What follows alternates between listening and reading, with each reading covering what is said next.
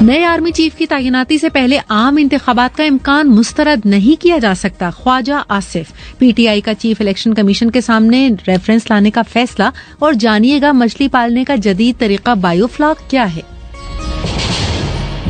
یہ B B C Urdu service ہے. آسیہ انصر سے خبریں سنیے. وزیر دفاع خواجہ آصف نے ملک میں عام انتخابات کے انعقاد کے حوالے سے کہا ہے کہ ہو سکتا ہے کہ نومبر تک نئے آرمی چیف کی تعیناتی سے پہلے ہی الیکشن کروا دیے جائیں. وزیر دفاع کا مزید کہنا تھا کہ جنرل باجوہ خود اعلان کر چکے ہیں کہ انہیں مدت ملازمت میں توسیع نہیں چاہیے. وہ بی بی سی کی فرحت جاوید کے ساتھ خصوصی بات چیت کر رہے تھے. موجودہ آرمی چیف نے پبلکلی کہا ہے کہ میں نے ایکسٹینشن نہیں دینی. پبلکلی کہا از آن ریکارڈ. اور آئی ریسپیکٹ ہم فار دیٹ کہ انہوں نے پبلکلی ایک اسٹیٹمنٹ دے کے ایک دروازے جو ہے اسپیکولیشن کے اوپر بند کیے ہیں. نہیں, میں سمجھتا ہوں کہ میں نے 2 آرمی چیفز کی جو ہے نا میں نے پروسیس میں حصہ لیا ہوا ایز ڈیفینس منسٹر. ایک جنرل رحیل کی اور دوسری جنرل باجوہ کا. میرا خیال ہے بوتھ جنٹلمین ور اپوائنٹڈ آن میرٹ. عمران خان صاحب جو ہے وہ اپنی ذاتی مرضی استعمال کرنا چاہتے تھے کہ جو ان کے سیاسی مفادات کا وہ چاہتے تھے کہ کوئی ایسی بات ہو جن سے ان کے سیاسی مفادات جو ہے کنٹینیوٹی جو ہے اس کو پروٹیکٹ کیا جا سکے, ان کی حکمرانی کی کنٹینیوٹی کو. پاکستان تحریک انصاف نے چیف الیکشن کمشنر کے خلاف ریفرنس دائر کرنے کا اعلان کر دیا ہے. الیکشن کمیشن کے باہر میڈیا سے بات چیت کرتے ہوئے ان کا کہنا تھا کہ ملک کی سب سے بڑی سیاسی جماعت کے رہنما کا الیکشن کمیشن پر اعتماد 0 ہو چکا ہے. الیکشن کمیشن بطور ادارہ غیر فعال ہو چکا ہے. الیکشن کمیشن پاکستان کی سب سے بڑی سیاسی قوت کے خلاف مسلسل ایک پارٹی بنا ہوا ہے. آج ہم اس الیکشن کمیشن کے خلاف ایک قانونی جدوجہد کا آغاز کرنے جا رہے ہیں. فیصل ووڈا جو اس الیکشن کمیشن کے ظلم کا نشانہ بنے, انہوں نے فیصلہ کیا ہے کہ وہ جو سندھ سے تعلق رکھنے والے ممبر الیکشن کمیشن ہے نثار دورانی, ان کو ابھی سپریم جوڈیشل کونسل میں ان کے خلاف پہلا ریفرنس جو ہے وہ دائر کیا جا رہا ہے. دوسری جانب الیکشن کمیشن نے پی ٹی آئی کے 20 ارکان کے خلاف بھیجا گیا ریفرنس دلائل مکمل ہونے کے بعد مسترد کر دیا ہے. مزید تفصیل اسرار الحق سے. تحریک انصاف کے 20 منحرف اراکین اسمبلی کے نااہلی ریفرنس کی سماعت کرنے والے بینچ نے فریقین کے دلائل مکمل ہونے کے بعد مختصر فیصلہ سنایا. فیصلے میں کہا ہے کہ چونکہ ان ارکان نے تحریک عدم اعتماد میں ووٹ نہیں دیا تھا, اس لیے ان پر آئین کے آرٹیکل 63A کا اطلاق نہیں ہوتا. یاد رہے کہ الیکشن کمیشن نے یہ فیصلہ متفقہ طور پر کیا ہے اور کسی ممبر نے اختلافی نوٹ نہیں لکھا. انڈیا میں ایک 28 سالہ مسلمان خاتون نے دلی ہائی کورٹ میں درخواست دائر کی ہے جس میں مطالبہ کیا گیا ہے کہ ان کے شوہر کو تحریری اجازت کے بغیر دوسری عورت سے شادی کرنے سے روکا جائے. مزید تفصیل عبید ملک سے. عدالتی دستاویزات کے مطابق ریشما کی شادی محمد شعیب خان سے جنوری سن 2019 میں ہوئی تھی. ریشما نے اپنے شوہر پر گھریلو تشدد, ظالمانہ سلوک اور ہراساں کرنے کے ساتھ ساتھ جہیز کا مطالبہ کرنے کا الزام لگایا ہے. ریشما نے اپنے شوہر کے اقدامات کو غیر آئینی, خلاف شریعت, غیر قانونی, سخت, غیر انسانی اور وحشیانہ قرار دیا ہے اور دلی ہائی کورٹ سے یہ مطالبہ کیا ہے کہ وہ مسلم خواتین کی بہتری کے لیے حکومت کو ایک سے زیادہ شادی کے اس فرسودہ رواج کو روکنے کے لیے قانون بنانے کا حکم دے.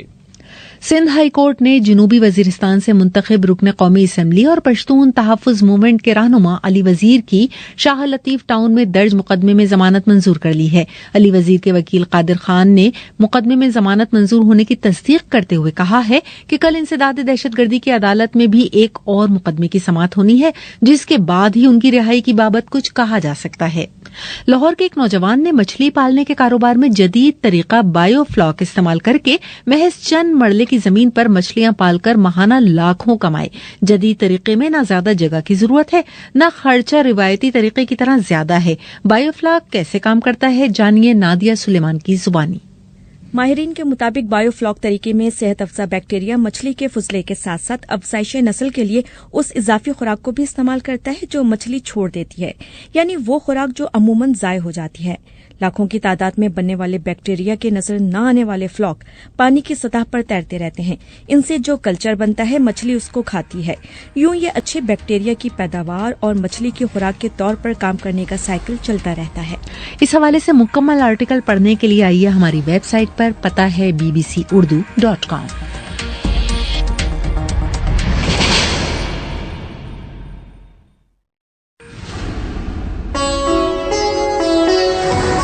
BBC ग्लोबल न्यूज बीट आप हर शब 8 बजे से सुबह 1 बजे तक हर घंटे के बाद हमारे पार्टनर FM रेडियो चैनल्स पर सुन सकते हैं।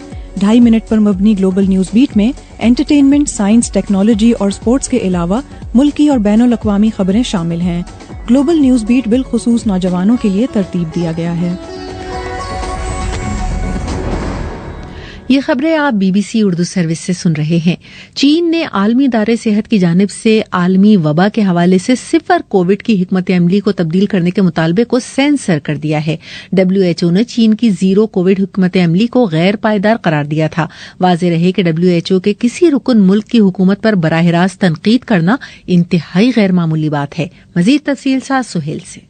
चीन के सरकारी मीडिया ने आलमी इदारे सेहत के कोविड की पॉलिसी पर रिमार्क से मुतालिक खबर नशर नहीं की, जबकि इसके बारे में सोशल मीडिया पर जारी बहस को इंटरनेट से हटा दिया गया है। दूसरी जानब शंघाई में हुक्काम कोविड वायरस के खिलाफ जारी मुहिम को तेज कर रहे हैं। रिपोर्ट्स के मुताबिक शंघाई में कुछ रिहायशियों को दोबारा घर के अंदर रहने की ताकीद की जा रही है, जबकि कई मनफी टेस्ट के हामिल अफराद को करंतना में रहने पर मजबूर किया जा रहा है। वाज़ेह रहे कि आलमी इदारे सेहत ने कोविड के बारे में चीन का नुक्ता नजर गैर पायदार करार दिया है। बलूचिस्तान के दारुल हुकूमत कोयटा से पुलिस ने मनशियात के आदी 23 अफराद को गिरफ्तारी के बाद इलाज के लिए बहाली मरकज मुंतकिल कर दिया है। मजीद तफसील के साथ कोयटा से मोहम्मद काजिम। मनशियात के आदी 23 अफराद को पुलिस ने शहर के मुख्तलिफ इलाकों से गिरफ्तार किया। गिरफ्तारी के बाद उनको मुख्तलिफ थानों में रखा गया। एक सरकारी इलामिया के मुताबिक बाद में इन अफराद को IG पुलिस बलूचिस्तान की हिदायत पर इलाज के लिए बहाली मरकज मुंतकिल किया गया। वाज़ेह कोयटा शहर में सैकड़ों अफराद शहर के मुख्तलिफ इलाकों में गिरोहों की शक्ल में मंशियात इस्तेमाल करते हुए दिखाई देते हैं। इससे कबल भी गिरफ्तारी के बाद ऐसे अफराद को बहाली मराकज मुंतकिल किया जाता रहा है, लेकिन कुछ अरसे बाद वो फिर शहर के मुख्तलिफ इलाकों में पहुंच जाते हैं। माइक्रोसॉफ्ट के शरीक बानी बिल गेट्स में कोविड-19 की तशखीस हुई है। उन्होंने अपनी ट्वीट में लिखा है कि उनका कोविड टेस्ट पॉजिटिव आया है और इस बीमारी की उनमें शिद्दत वाली अलामात का सामना है, जिसके बाद वो आइसोलेशन में चले गए हैं। और अब सुनते हैं खेलों की खबरें।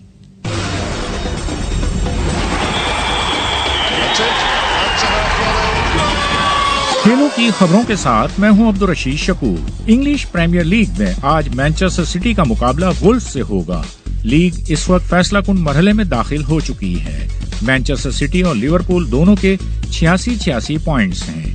ताहम लिवरपूल ने सिटी से एक मैच ज्यादा खेला है। गुज़िश्ता रात लिवरपूल ने एस्टन विला को 1 के मुकाबले में 2 गोल से हरा दिया। फैसला कुन गोल सादियो माने ने किया। मैनचेस्टर सिटी को आज वुल्व्स के खिलाफ मैच के बाद 15 मई को वेस्ट हैम से और फिर 22 मई को आखिरी मैच एस्टन विला से खेलना है, जबकि लिवरपूल के आखिरी 2 मैचेस साउथहैम्पटन और वुल्व्स के खिलाफ हैं। मैनचेस्टर सिटी ने नॉर्वे से ताल्लुक रखने वाले फुटबॉलर एर्लिंग हालैंड से मुआहदा कर लिया है। वो इस वक्त जर्मन क्लब बोरुसिया डॉर्टमंड की नुमाइंदगी कर रहे हैं। मैनचेस्टर सिटी सर्गियो अगेरो के जाने के बाद उनके मुतबादिल की तलाश में थी।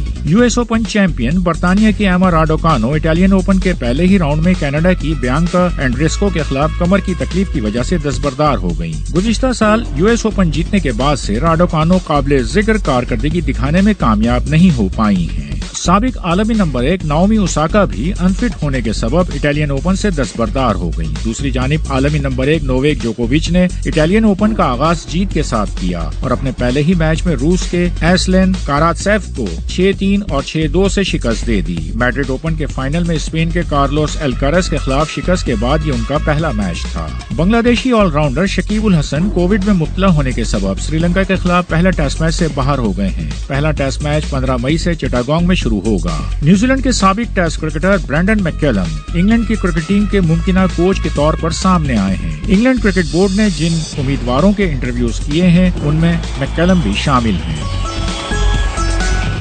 और मौसम का हाल फरहत जावेद से। महकमा मौसमियात के मुताबिक आज मुल्क के बेशतर इलाकों में मौसम गर्म और खुश्क रहेगा, जबकि मैदानी इलाके शदीद गर्मी के जेर असर रहेंगे। मुल्क के वस्ती और जनूबी मैदानी अजला में गर्द आलूद हवाएं और झक्कड़ चलने का इम्कान भी है। जुमेरात के रोज भी मुल्क के बेशतर इलाकों में मौसम की ऐसी ही सूरत हाल बरकरार रहने की पेशगोई की गई है। गुज़श्ता रोज सबसे ज्यादा गर्मी जैकबाबाद में पड़ी, जहां पारा 47 डिग्री सेंटीग्रेड तक जा पहुंचा। ये खबरें आप BBC उर्दू सर्विस से सुन रहे थे। मजीद खबरों और अपडेट्स के लिए विजिट कीजिए हमारी वेबसाइट bbcurdu.com।